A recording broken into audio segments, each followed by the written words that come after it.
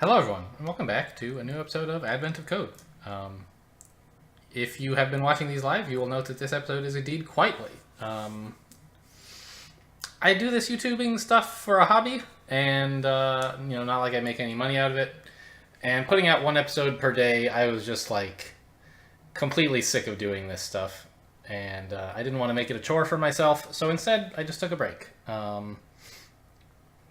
It's now, for me, the day after Christmas. All the Advent of Code puzzles are out. It's probably a little bit after that for you guys. And as you can see, I still have not finished all of them, but I've done a fair chunk since my last video, number 13. And I hope to get a chance to narrate the rest of them for you eventually, but I probably will not be live solving any of them, unless, I don't know. I've looked at the puzzle descriptions for all of these. Maybe one or two of them are easy enough to do to try to solve on camera. But I will try to give satisfying explanations of the puzzles that I have solved when I get around to it. So no promises these are coming out daily, but I do plan to finish this series up at some point. Anyway, so on to day 14. Disk Defragmentation. Suddenly, a scheduled job activates the system's disk defragmenter. Were the situation different, you might sit and watch it for a while, but today, you just don't have that kind of time. It's soaking up valuable system resources that are needed elsewhere, and so the only option is to help it finish its task as soon as possible.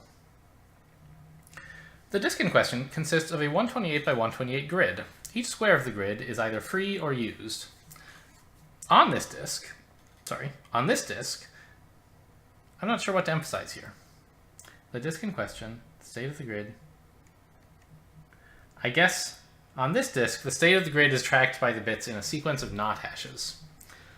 Recall we did not hashes a while ago. I don't remember what puzzle it was, but it was some time ago. A total of 128 not hashes are calculated, each corresponding to a single row in the grid. Each hash contains 128 bits, which correspond to individual grid squares. Each bit of a hash indicates whether that square is free or used. The hash inputs are a key string, which is your puzzle input, followed by a dash and a number from 0 to 127 corresponding to the row. We have some random letters, and then a dash, and then a number, and we have that all the way from 0 to 127, representing each of the rows of the grid we're working with. Not representing, but corresponding to. The output of a not hash is traditionally represented by 32 hexadecimal digits, each of which corresponds to 4 bits, for a total of, 128 bits. How nice that we're working with a 128 by 128 grid, huh? To convert to bits, turn each hexadecimal digit to its equivalent binary value, high bit first. So we're taking the 32-digit hex thing and just looking at, instead of looking at it as a binary, or as hex, we're looking at it as binary. And so the idea is that each bit of the not hash for a row tells us whether that position in the grid is used or free. And so they basically want us to compute all the not hashes for 128 rows based on our key, and basically just count how many ones are in all of those hashes. So, with that out of the way, let's give you a tour of the solution. So, to that end, I've gone and looked at the Git history of this directory, and I'll give you a tour of part 1 first, and then part 2. But as you can see, I actually had a part 0 today. This is the... it's not the first Advent of Code puzzle this year that refers back to something from a previous year. Like, I think I copied my zipper around for a different problem or something like that. At any rate, there was something useful I did in a previous project that I copied to the next. But this one, not hash, seems like such a fundamental part of the problem, and also seems like something that might well be reused in yet another Advent of Code day. Although, looking ahead to all the rest, I can tell you that I was wrong. It is not reused ever again. Anyway, seeing that it was going to get some reuse, and the point of this Advent of Code thing is to give myself some practice in stuff I'm not very practiced in, I said, well, let's figure out how to write a library in Haskell that I can reuse. So, what I did was I took the not hash code from whatever day it was, and I extracted it into a not hash library, which is a module exporting only the function not, And it does like all of the stuff that NotHash did whenever that was, day like 5 or 8 or something. And it just exports a single function from string to string. And like how to create one of these in Haskell with stack was like not so easy. I had to do some fumbling around, but I found you could make a very simple YAML file that just says, I'm exposing a module named NotHash. It lives in source. And that generates a Cabal file, which I think I also trimmed down to make it similar. Maybe not, since it says this was auto-generated, and I might have taken that out. At any rate, it doesn't do very much. It just exports a library with a module, and who knows what this even means. I don't know. But the result of all this, whoops, is that in my day14. Actually, let's look at my stack.yaml file first. I don't really understand the structure, like how stack and Cabal interplay. I know stack like is sort of the like virtual env that you might have in Python or Ruby or whichever one of those virtual env lives in. It sort of creates isolation for your projects and will construct Cabal projects for you. Whereas Cabal projects sort of assume that they have modules installed somewhere already ahead of time, and they just better exist, and if they don't exist, you better install them first. Whereas stack tries to create project isolations. You say in a project, I need this version of this, and like if you don't have it, it goes and gets it and puts it in a library or in a sandboxed, isolated place so that so that Cabal in this project can see it. And that way, it's a reproducible build that depends on specific versions and not just whatever happens to be on your computer. It'll work if someone else checks out the same stack project. They don't need to have the stuff done in Cabal ahead of time. Anyway, I don't understand really how it all interplays, but I figured out that like if you put /NotHash in your packages list, it says, oh, there's a package or a project named NotHash in the parent directory that I need to depend on. And then in the Cabal file, it depends. Oh, haha.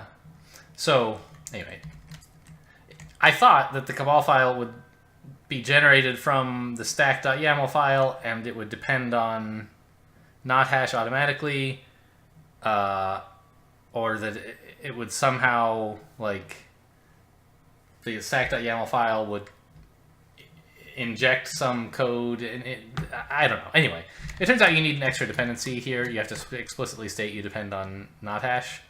And so I actually had to commit after part 2, where I realized that, like, for some reason, everything worked even though I had the package files wrong, and now that I'm going back and doing it over again, they don't work, so I had to fix up the Cabal file. But anyway, so all of this, like, bizarre faffing around with packages got me to the glorious day of being able to write this. Actual code reuse instead of copy and paste. How amazing. So what is it that we do here in part 1? Part 1 is actually quite simple. We have sort of the same obvious thing here. We say interact of show of part 1 and part 2, and build,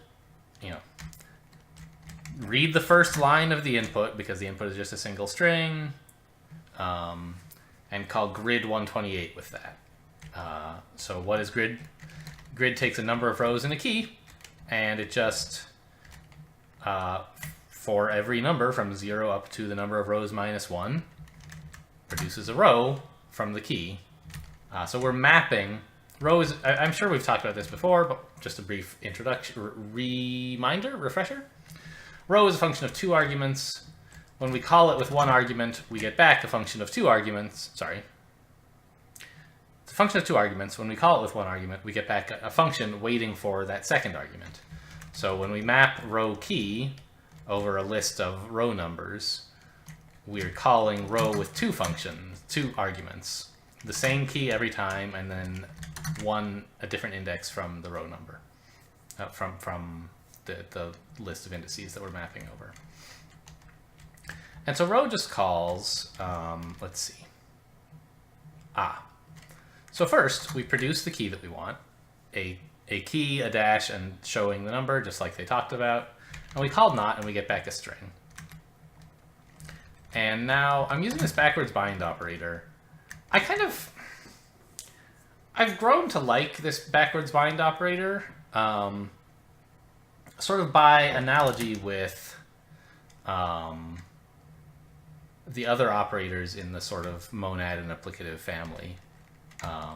Obviously, the traditional bind operator is this, and you write like x bind to f, means like take f and call bind with f. You know, fine. But one of the things that I like about applicatives and monads and functors and so on is that you can think of them all as a way to lift a sort of simple function that doesn't know anything about the applicative context that you're working in, take such a simple function and lift it into one that operates within the rules of the applicative that you're working with. So for example, something that I was very pleased with in Advent of Code that I did in a previous year, must have been year 1, because I did year 2 mostly, and I did year 2 in Python with only a couple of things done in Haskell for demonstration purposes. Is that there was this function that I had to write that was like, it had to do some evaluation of a complex tree. And you have to do something with nodes in the tree, and I was like, well, eval, actually what I had written was this, eval x and eval y, where eval was something that that knew about the current scope of the tree, right? It was a recursive function. We were writing eval of foo equals something, right? And you know, really it was like eval of context and foo equals eval context x. Well, except I probably had something like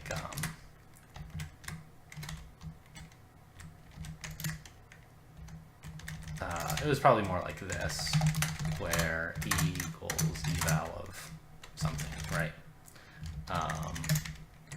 So it looked kind of like that, right? Not like totally amazing, but sure. That's a way you can do something recursively with a context. But at some point that doing probably the part 2 of this, I found out that like doing this recursively was wasting a ton of work. It was going to just be too slow to ever finish, and we were going to have to cache results. And it's sort of like a kind of imposing question to say in Haskell, where you're not allowed to ever mutate anything, how do you even implement memoize and caching, right? It's kind of hard. So what I ended up doing was I put this in the state monad, and said that the state that you're working on is a cache of input to output. And every time you compute something, you look to see if it's in the cache, and if not, then you calculate it and then put it there. Great, but like sequencing all of that is hard. And so, but what it turned out was really great is that all of the work of like call e of x, capture the resulting cache plus actual result, make that the new cache, then call e of y with the new cache, capture the result and cache from that, make the cache from that be the current cache in context, and then call f on the result you got from ex and f and the result you got from ey. Like, that's a lot of plumbing, and it turns out that all of that is handled for you by the state monad by just writing these like these applicative functions, fmap and this times thingy. I still don't know what to call that function. I just call it the times thingy or the spaceship operator or who knows what. It looks kind of like a TIE fighter, doesn't it? Anyway. And so anyway, this is all getting back to why do I kind of like the backwards bind operator. It's because it kind of fits into the same family where you put the f, the function on the left, and the contextual value you want to operate on the right, and it just sort of looks like calling the function except like, right, it looks very much like we had written this, except that we are using a different operator to say, actually, please, you know, wrap this all up in the well, in this case, monadic context for me. So, I don't know. A long digression to support 3-character choice, but I think it's one useful way to think of the context of functors and monads and so on is of letting you write the same code you would write as if there were no context, with just the tiniest little change where you say, oh, by the way, put it in context for me. So anyway, we're basically taking this, which returns a list of char, i.e. a string, and concat and maps this function over it. Remember, that's what bind does for lists. It maps and then concats the results. So we're basically saying, here's a function, bits composed with digit to int. We're going to call that with a single char. It's going to produce the int representation of that char, and we're going to call bits on that, and it's going to tell us, it's going to give us back an int, which is all of like the ASCII representation of that. Well, actually, it's a list of booleans is the bits function that I wrote. And we concat that, so we get back a list of bool instead of a list of bool, as we would get if we had written, say, this, where we get back a list of bool. And the last piece is, what is the bits function? It just takes an int and produces a list of bool. Obviously, a tremendously wasteful way to implement this using lists of bools, but like, who cares? You know, you could do things much more quickly doing integer bitwise arithmetic throughout, but you know, this isn't gonna fly a rocket ship or anything. It just has to work, and it's much more simple to work with lists of bools than it is to work with ints. So we just have this one function that knows about ints and bitwise operators, and it produces a list of bool for the rest of the program to work with. And so all this does is really, like, this could be a map function, right?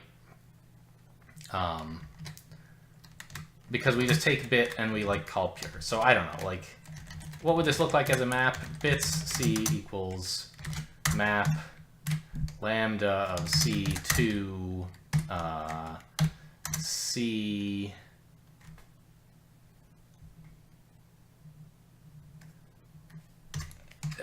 this. I mean, it would be this, right?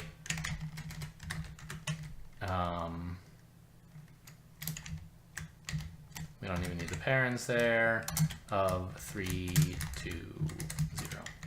Right, we could have written this instead.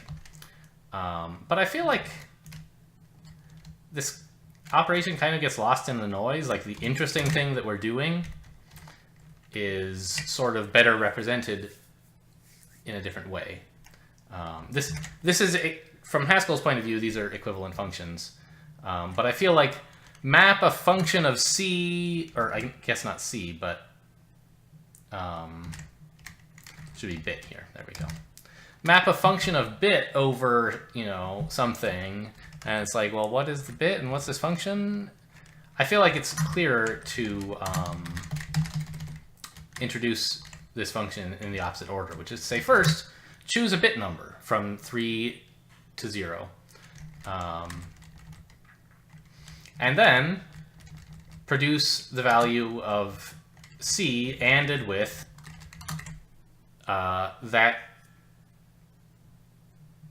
ANDed with 1 shifted left by the bit number, right? So that's a sort of common bitmasky thing. Is you take 1, you left shift by a number, and now you have a single bit mask, and you can AND something with it and check if the result is 0.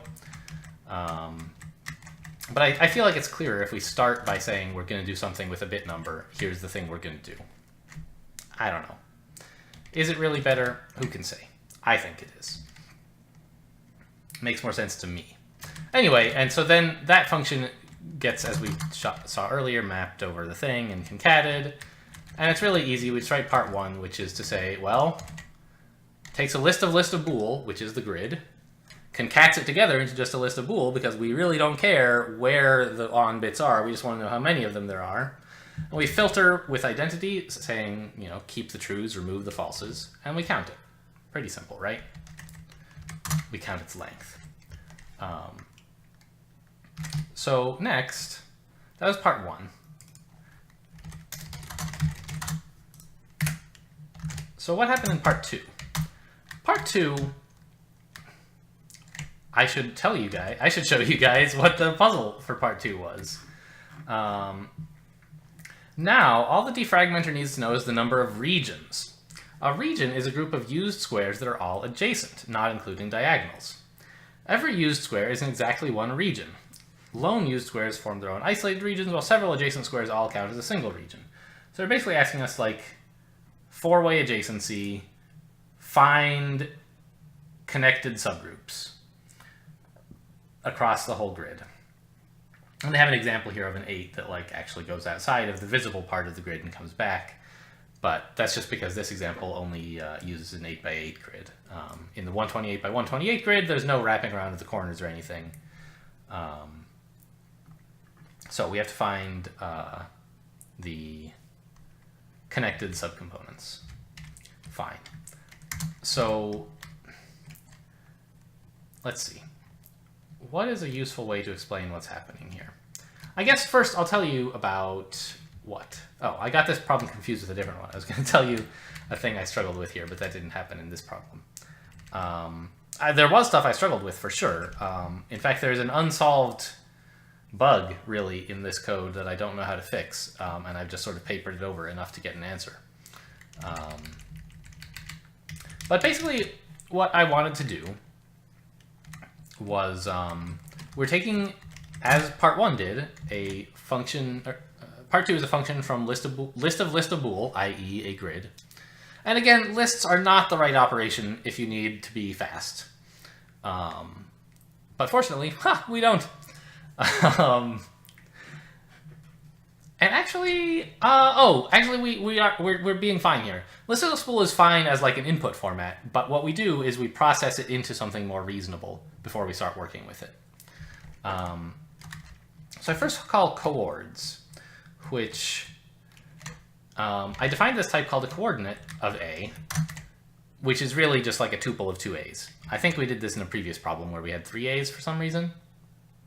I don't remember what that was about, but it existed. Anyway, and also, we're going to be working with a map. We're going to label each position on the grid that is used with a number, which is its group number. And so the perfect way to do that is to have a map from grid position to group number, int. Now, arguably, it would have been a good idea for me to define a new type here for a grid number, just to make it clear what's the deal with this int, right? But it didn't seem worth the bother to me. It didn't really improve clarity much. However, I certainly have made the mistake of using basic types too much in the past, and so maybe here would have... Looking at this problem again now, I think it would have been better to write a type alias at least. Probably not a new type, but at least a type alias, like this one, for group numbers to make it clearer what's going on. Anyway, so coords takes a list of bool and produces a list of coordinate int. Basically, we just map each row with the integers from 0 to a billion. And here we're doing a little trick. I'll show you in a minute what the deal is. But we zip each row with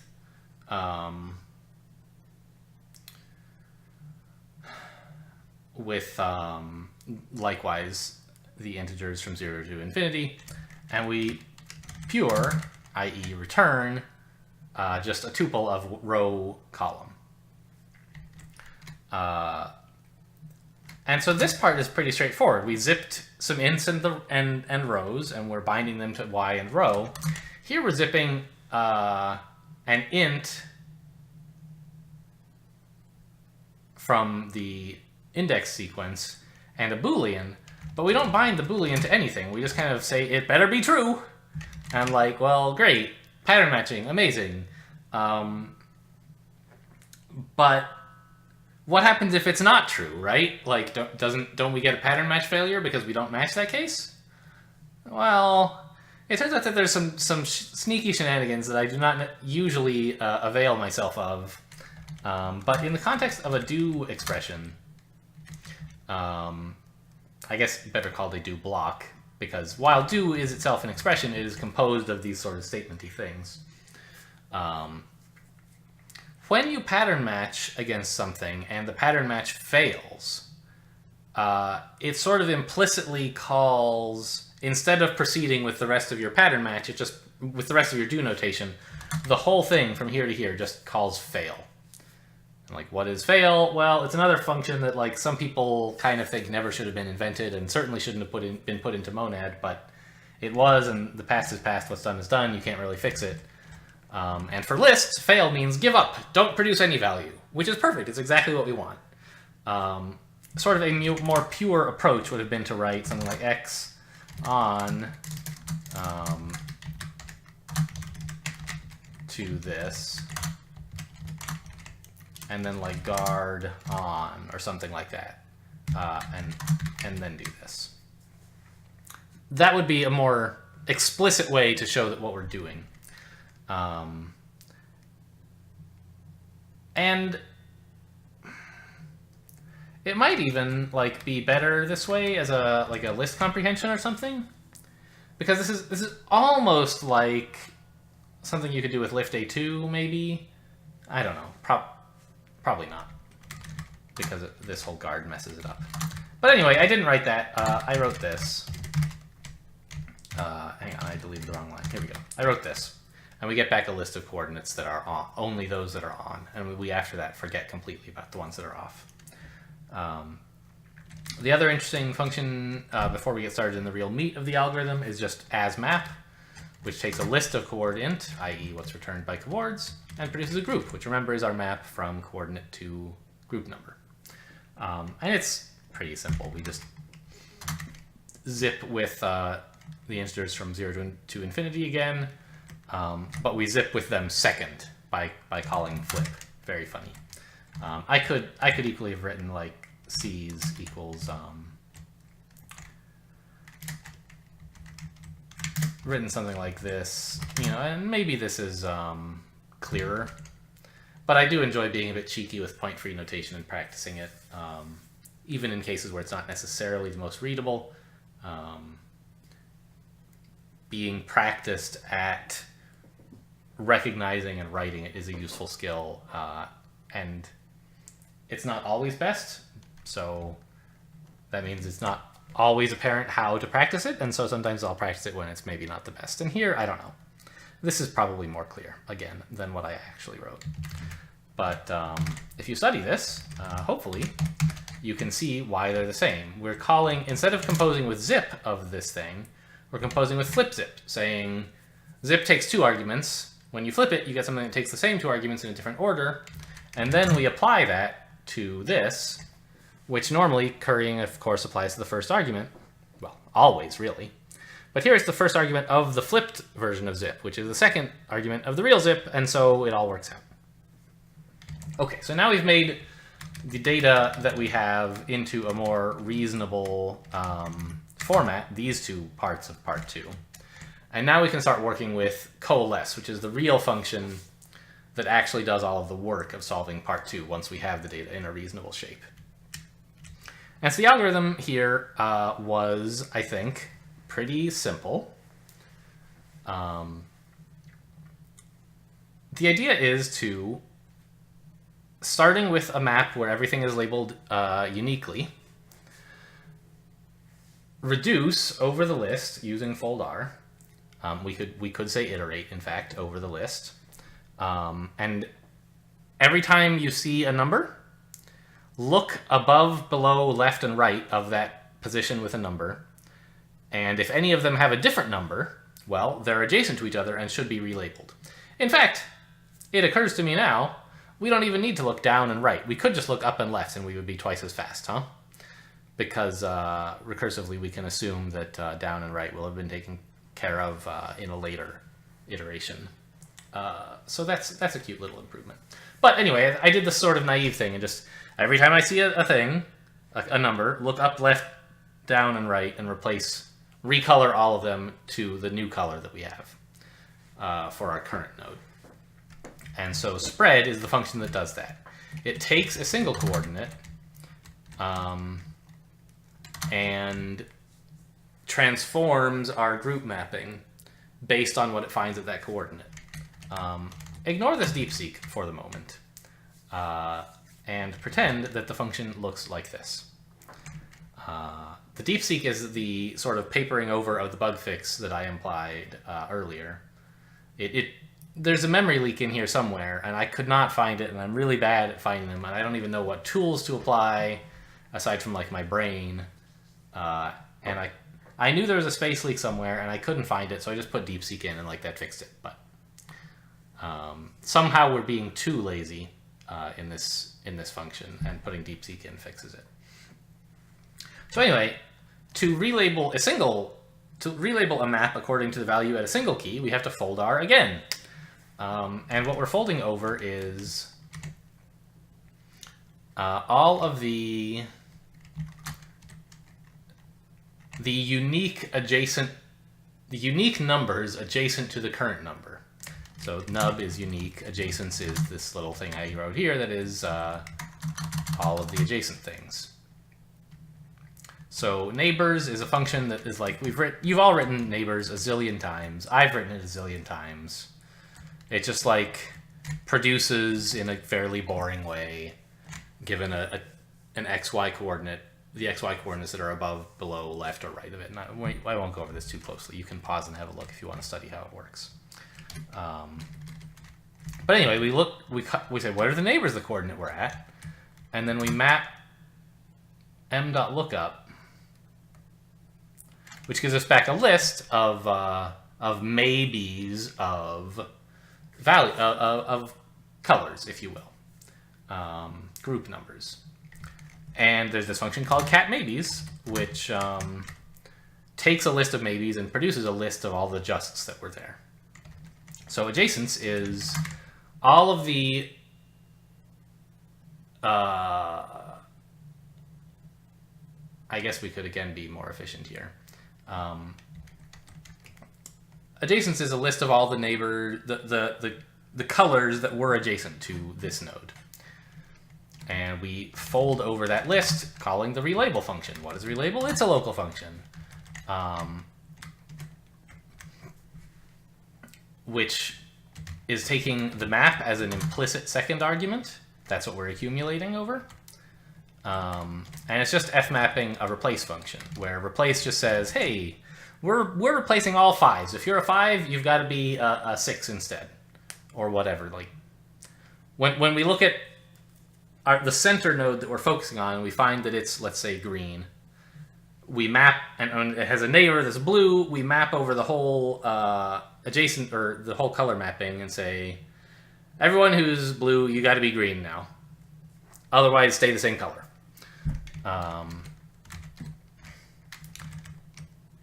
So, sort of not that exciting, but expressed rather concisely. And I think that honestly, like, that's it. That's all that's left of part 2, is we converted the list of bools into a coordinate map, and for each coordinate, we mapped over each of its neighbors, relabeling the tree so that the neighbors have the same color as the focus node.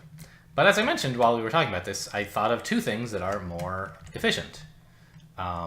First is we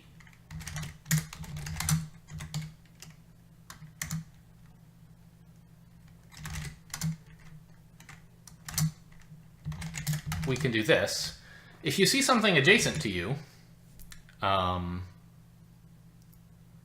which is the same color as you already, you don't have to map over replacing it, right? You could just leave it alone. Actually, let's put that on the other side of the nub, since nub is sort of expensive quadratically. There's going to be a small number of these things, right? But it's better to do the filter early than later. We remove all the things that are equal to new, and we get the unique ones. Fine. So now we don't have to recolor. You know, my previous iteration said, hey, I found a green node next to a green node. Better go search the tree for everything green and recolor it to green, which is like stupid and dumb and sucks, right? Here we say, oh, well, let's skip that step. And the other thing was noticing that we don't ever actually have to look forward in the tree. We can only have to look backward. Or alternatively, we never have to look backward. We can always look forward. They're sort of both the same. So if I could just remove all of the ones that have a positive number in them from this neighbors list,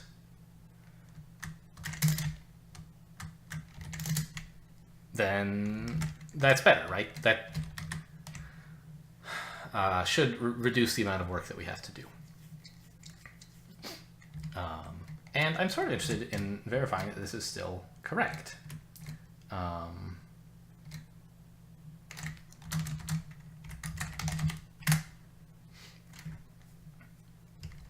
What did I do? It still won't load not hash. Oh my god. Why not? I tested this before. Fine. Oh, of course. Because I have checked out a Git version before I applied the fix. Very funny. Okay. So we're going to have to be a little bit more creative here. Let's just check in the improvements that I've made here. Day 14, part 2, part 2 optimizations. And now we can git checkout master, git cherry pick. Wait, is there a dash in cherry pick? I suddenly can't remember. There is, okay. Git cherry pick of head at 1. Okay, fine. Now, may I please stack build? Oh, I may. Very exciting.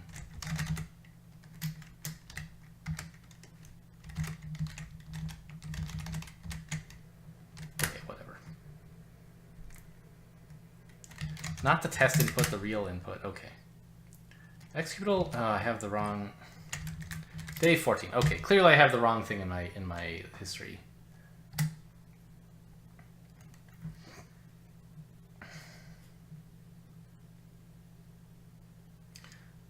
And it takes a little while.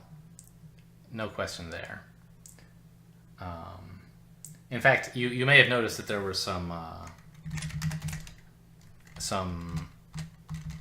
binary files in this directory because I had... God! I accidentally... Okay. I took out the DeepSeek. That's why it doesn't work.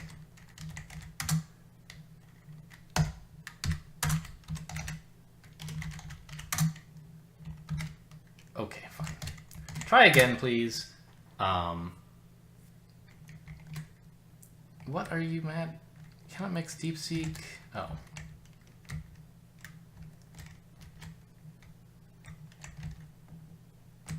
Okay, fine. I guess you have to do that, huh?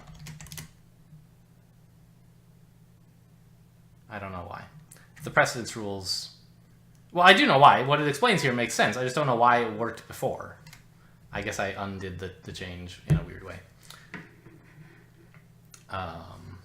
So it produces 8222 and 1086, which, checking back here real quick, are indeed the numbers 8222 and 1086. So we didn't break anything with that fix, so great. I'll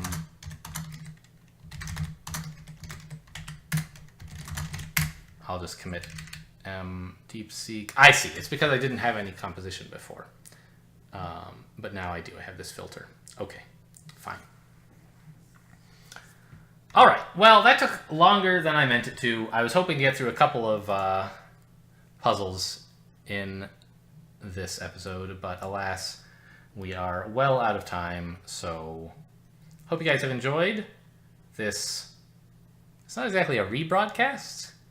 I don't know. It's sort of slow narration of some stuff that ended up taking me some time and I don't know, whatever. Shut up, Alan. Thanks for watching, and I'll see you next time.